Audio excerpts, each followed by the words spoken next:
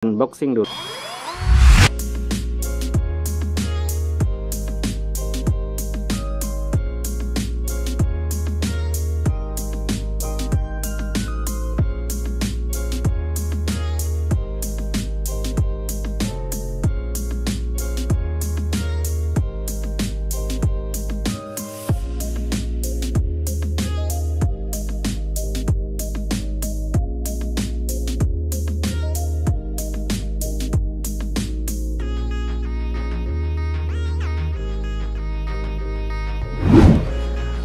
Baik, setelah dibuka unitnya, kita mendapati isi box itu seperti ini.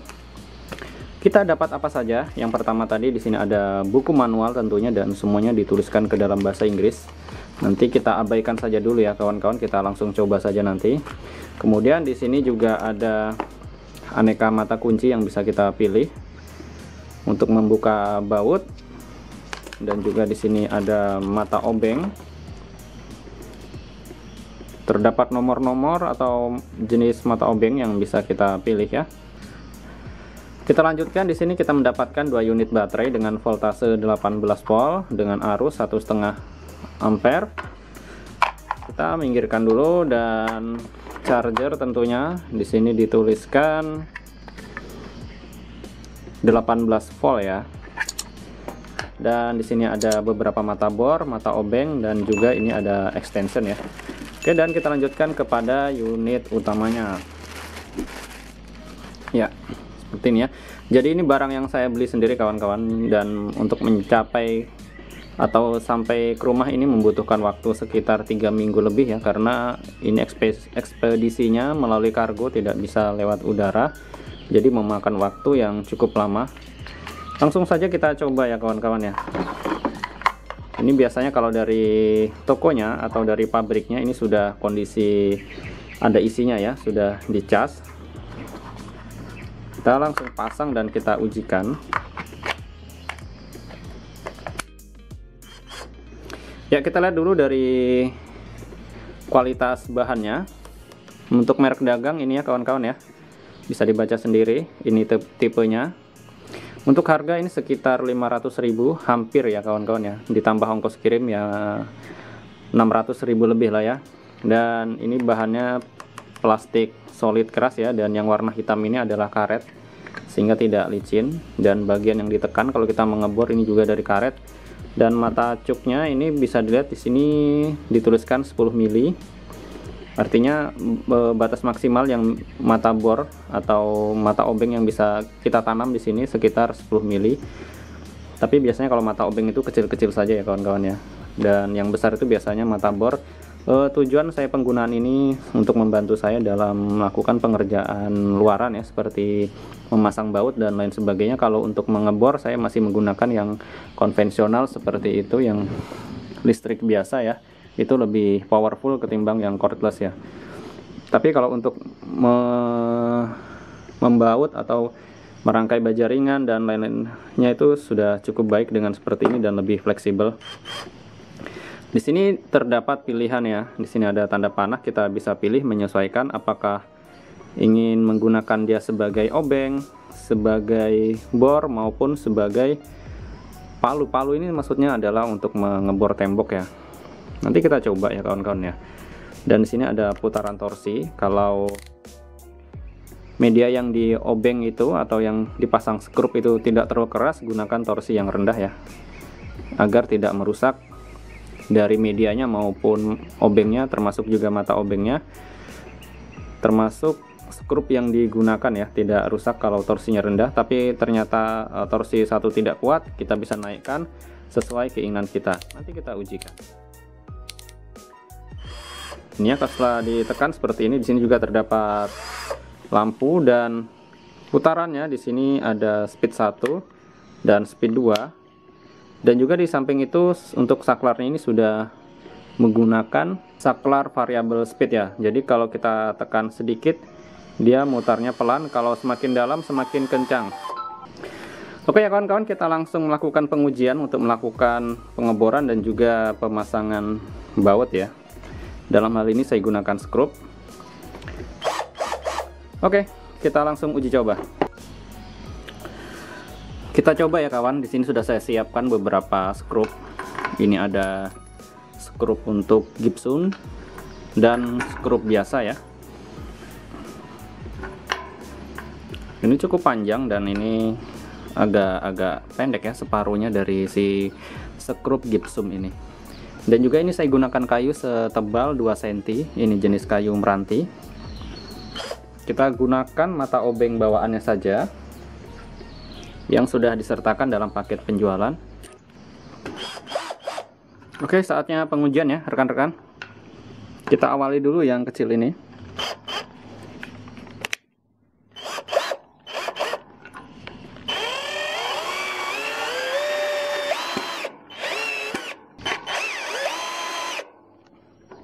Bisa ya, nggak ada masalah.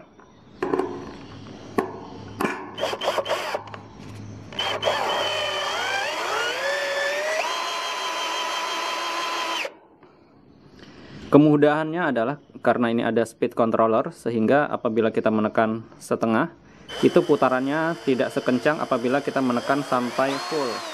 Jadi kita dalam membaut ini bisa dilakukan secara perlahan-lahan. Oke, saya kurang dalam yang ini. Ya. Terus apa jadinya kalau torsinya kita turunkan? Ini pastikan dulu ya kondisi di posisi skrup ya. Misalnya torsinya saya isi 1, semestinya dia tidak kuat.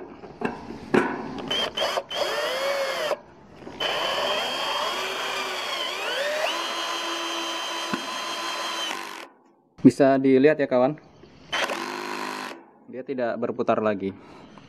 Kalau saya pindah, torsinya saya naikkan menjadi misalnya 15, maka si skrup ini bisa lebih dalam lagi ya, sampai tenggelam. Baik, kita lanjutkan untuk mengujikan skrup yang panjang ini, tapi setahu saya hasilnya pasti akan sama saja ya.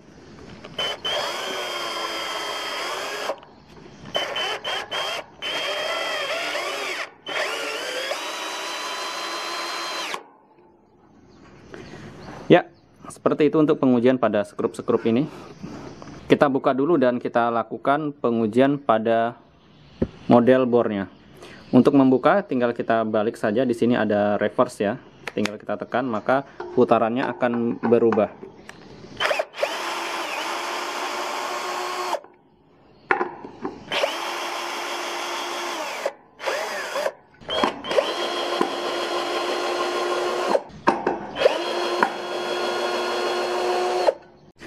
Kita lanjutkan untuk mengujikan pengeboran ya. Ini kita sudah anggap cukup untuk skrup, kita gunakan bor.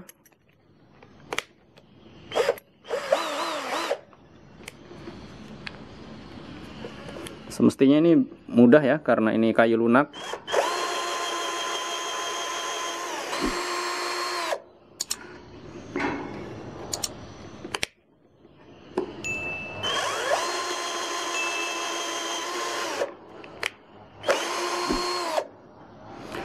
Kita berpindah ke kayu besi ya.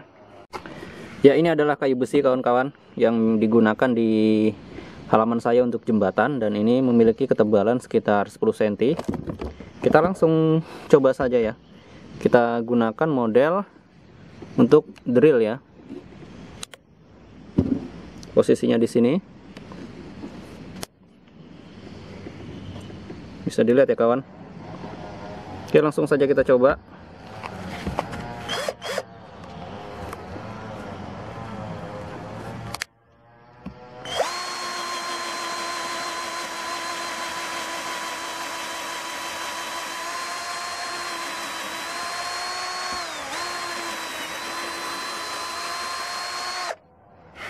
Bisa ya.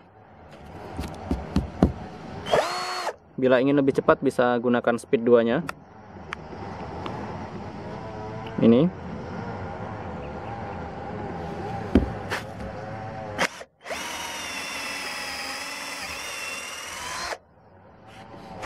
Oke. Sekarang kita coba skrup baja ringan pada besi hollow. Semestinya ini bisa ya.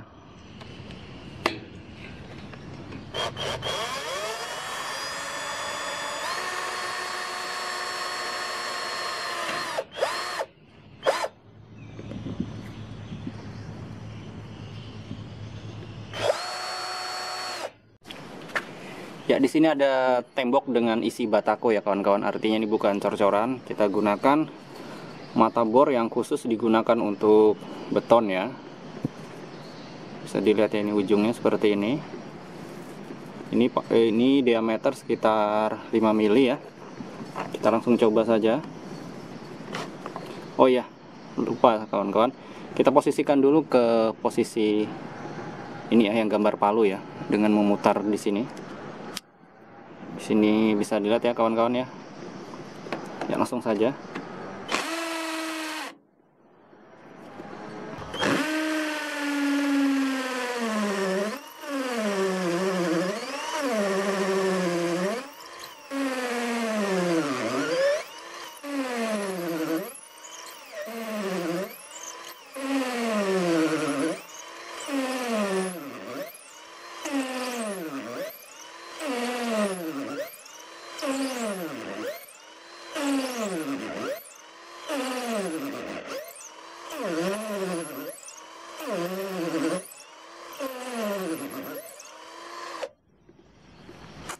Bisa ya kawan-kawan. Baiklah, tinggal kita buat evaluasi akhir.